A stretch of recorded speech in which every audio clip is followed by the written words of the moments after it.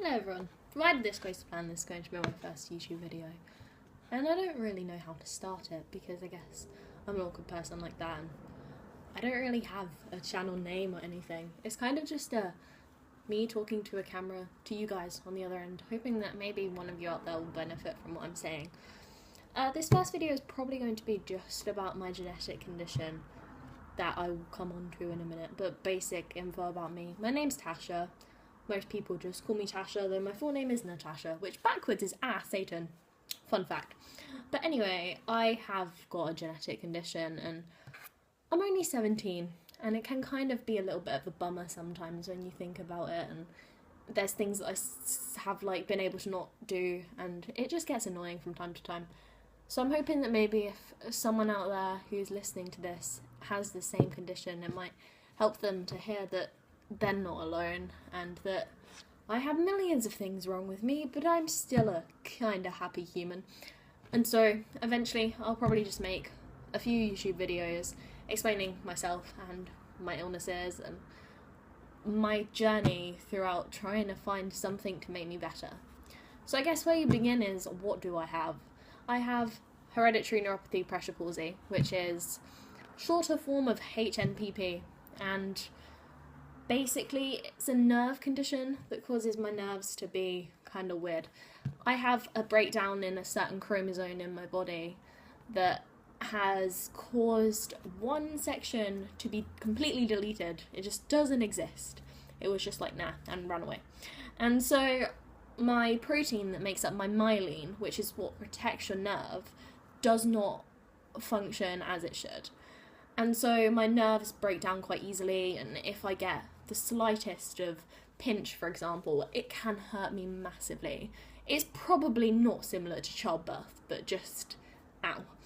And it hurts a lot, and it just becomes really difficult over time. And I guess it was really hard to be diagnosed because looking at me, I just look like your normal, average, everyday 17-year-old, kinda healthy-ish, a bit pale, oh well, but I look fairly normal. There's nothing that stands out that says, yeah, she's disabled.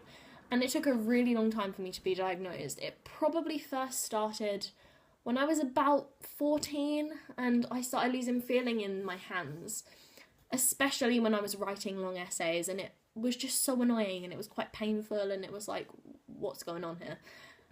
And so I turned to my mum and said, look, this is happening. And she was like, oh, it's just your growth. It's just your age. It's just, the classic things parents say to stop you from worrying. But obviously, as time progressed, it became worse. It became to go down my arm. And I was like, no, this is staying for 3 or 4 days at a time now. Literally cannot feel the sides of my hand for 3 or 4 days. And it just wasn't normal. And that was the point when I said to my mum, oh yeah, I need a doctor's appointment for this. And it was something completely unrelated. It wasn't that I was going to the doctor for, but at the end of the appointment, I just kind of slipped it in, to the doctor saying, well, actually, I have been experiencing this pain in my hands. And he was a bit, skeptical, saying, oh, it's probably just your age, just growing pains, just this, that. You just probably slept on it funny, or, the usual. And then he was like, okay, I'll send you for a nerve conduction test, and that's what he did. And so, down in Kettering Hospital, a little bit later, and we were at the nerve conduction test thing, and the people said to me, oh, you've only been booked in for a short appointment because it looks like your doctor doesn't think there's anything wrong with you. I literally said that.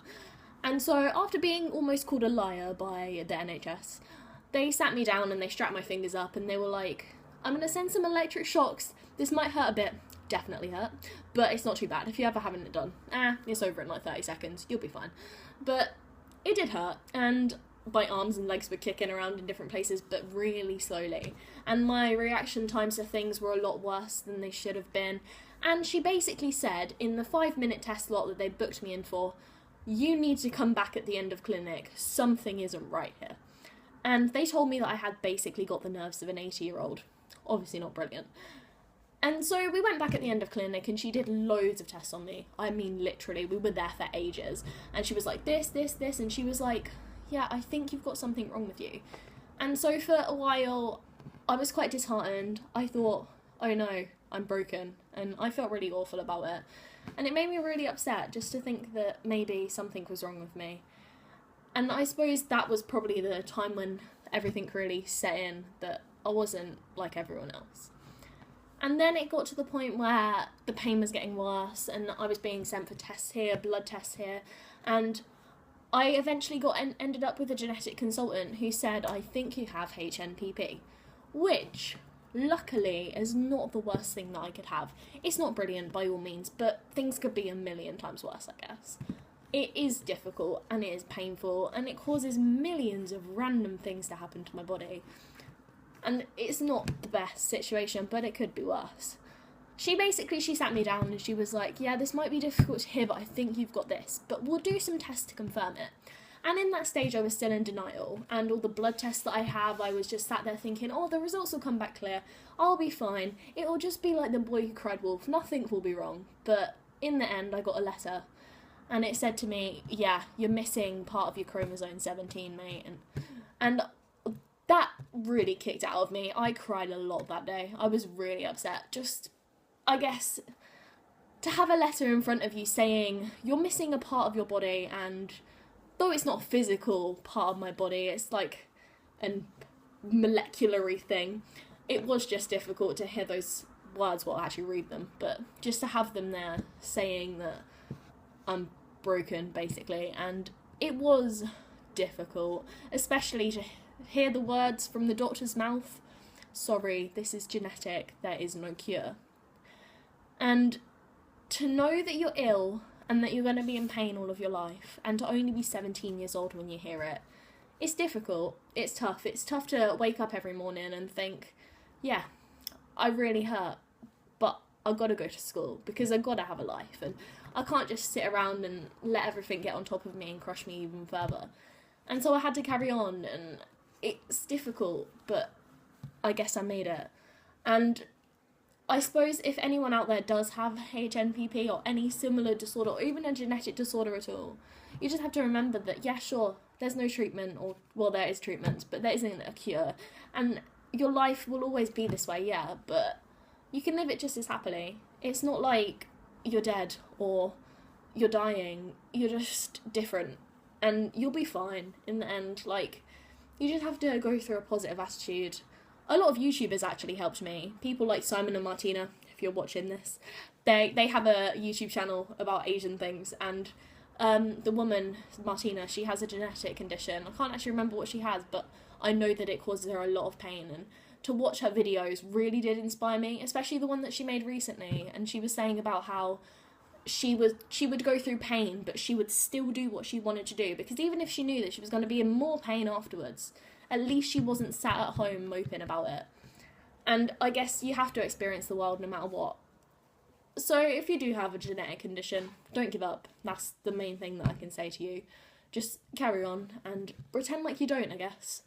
I still live life like I don't, kinda. There are some things I've had to make adjustments to. I don't write at school anymore because I can't grip properly, and the pressure on my hands makes my hands really hurt. And it literally makes me go numb, and it's really not a nice feeling. Imagine having pins and needles constantly and trying to pick something up. Ooh, not fun. And so I use a laptop to type, and sometimes I don't even do that. Sometimes I literally just have to sit and watch. But it's better than nothing. And I also have to do other things, like I wear special insoles just to be able to walk properly, because my feet don't really function as they should because of the condition that I have. And I'm also at the minute currently undergoing physiotherapy and all sorts of random treatments. I have hand therapy, I have therapy for this. I go to the doctors like every day practically, and I'm in and out of hospital all the time. But I'm alive, and I'm stronger than this. I really know that I am. And it's tough, but you get on with it. I'm not really sure about my condition, really. I'm not really sure what to tell you about it, because it's not massive. I've basically told you that how it is, what it's caused by, and where it comes from. And it's, sure, a really hard thing to deal with, but you kind of just have to. It's not like I have a choice in the matter. I also don't really know where it came from. That's probably the hardest part. My mum was very upset, and she put all the blame on herself, and she was like, oh, it's genetic, it means I must have given it to you. And it was awful to see her like that, because she knew how much pain I was going through. She knew about all the medication I was having to take, and everything that just literally I needed to get me through a day. And she blamed herself for it, and it made me feel awful. But then she went for a blood test and it didn't come from her. Sadly, my dad passed away 14 years ago now. It's been a long time since he passed, and so I can talk about it quite openly. I might make a video on that in the future about how coping with the death of a parent. But it must have possibly have come from him, except from it could have just been that it started at me and my genes just decided to mutate because, man, I am a mermaid or something. Must be. But I guess the thing is, if you have a genetic condition, you can't put blame on anyone, and the more you put blame is the less time you spend trying to live your life. And I suppose that's the thing that I need to do the most, just live it to the full. And yeah, sure, maybe walking down the high street cripples me, and it hurts so bad, and I literally will be crying by the time I get there, but at least I did it. And at least I wasn't sitting in bed, still in the same kind of pain, just a little bit less, but having achieved nothing. I don't want to ever have to turn back and look on my life and say I didn't do it well, because that's just ridiculous. I don't want to make this video too long, so I will probably end it here, but the message that I want to give to you is that if you have a genetic condition like HNPP or any genetic condition at all, or any condition, just any health condition, it's like I have autism, I have all sorts of things. If you have anything, or even if you're just a normal person, well, not normal, because no one's normal, even if you're just a person, people in general, don't give up. Never. No matter what life throws at you. Honestly, life has thrown so much at me that I could be so bitter about it. I could be so nasty to everyone. I could take it all and throw it in someone's face, but I don't, because I know it's not worth it. And nothing I can do can change my position. Nothing you can do can change your position. You just have to learn to live with it and deal with it. I think that's pretty much all I have to say for now. I'm going to make a few more videos probably on genetic conditions, also autism, and basically I'm also a young carer. My mum has disabilities. I'll probably make a few videos on that. Just kind of a help channel. I don't know if anyone's ever going to watch this, and if they do, brilliant. Hi, welcome. But if they don't, at least I got it out, and at least I said what I needed to say. And if you are my friends watching this, hi. Yeah, sure, maybe you're gonna say I'm ugly or stupid, or like I talk bad, or my videos are awful, or my content is just irrelevant. Or maybe you're gonna be all like, yay, yeah, great, you've got this, but please just don't treat me any differently. I might be ill, I might have not the best health in the world, but I'm a person at the end of the day. And yeah, sure, it's difficult to make videos, it's difficult to put yourself out there, and I don't know what sort of comments I'm gonna get from this. I'm kind of scared, you know, like to put this on the internet and know that millions of people could just look at it. It's difficult, but I want you guys to know what I go through and know why I have to do the things I do, like write with a laptop at school. The amount of people that have asked me that question, and here's the answer. It's because I'm not the healthiest child on the world, but I'm still battling through it. Anyway, I think that's it for now. Tune in to my next video if you want to, I guess. It's up to you. And if you have watched this whole way to the end, congratulations. You have a longer attention span than I do. Anyway, I really have nothing else to say. And look, I can even have the ability to laugh at my own jokes. Beautiful person, you know? Anyway, yeah, I say anyway a lot. That's probably my catchphrase, or like. Does any of you have words like that? I don't want to ramble on too much. It's kind of a trait of mine. I think it's part of the autism thing. But yeah, just tune into my videos maybe. Goodbye for now.